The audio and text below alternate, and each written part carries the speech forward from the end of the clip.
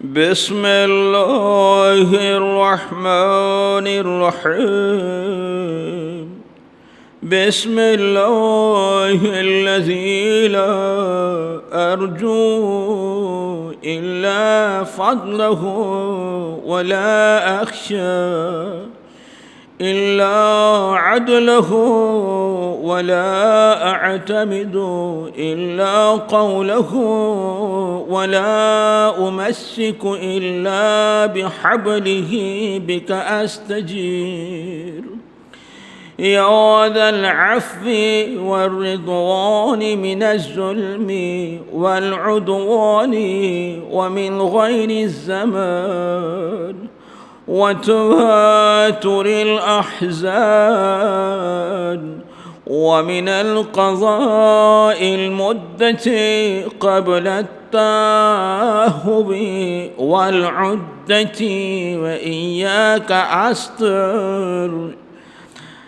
أسترشد لما فيه الصلاح والإصلاح وبك أستعين فيما يقترن به النجاح والإنجاح وإياك أرغب في لباس العافية وتمامها وشمول السلام ودوامها وأعوذ بك يا ربي من همزات الشياطين وأحترز بسلطانك من جوار السلاطين فتقبل ما كان من صلاتي وصومي واجعل غدي وما بعده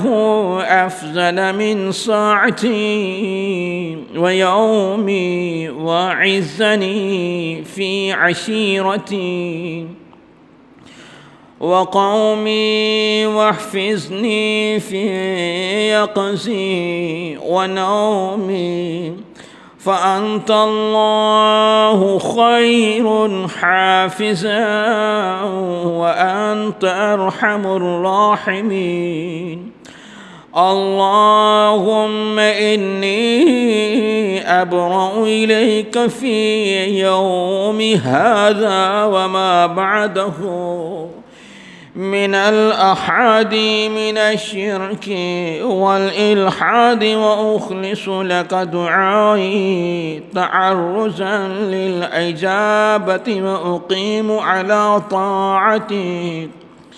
رجاء للأنابة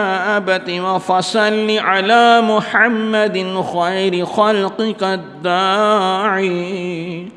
إلى حقك وأعزني بعزك الذي لا يزام واحفظني بعينك التي لا تنام واختم بالانقطاع إليك أمري وبالمغفرة عمري إنك أنت الغفور الرحيم.